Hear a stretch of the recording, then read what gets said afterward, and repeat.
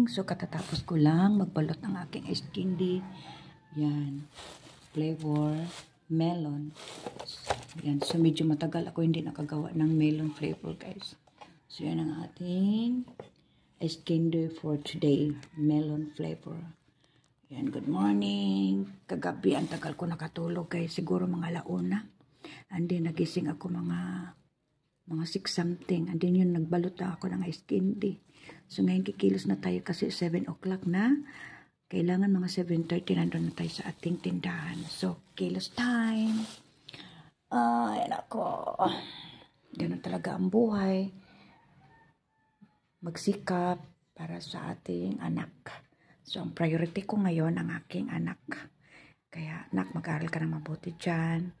Namiss ka na namin ni Papa mo. I love you so much. And then, see you soon.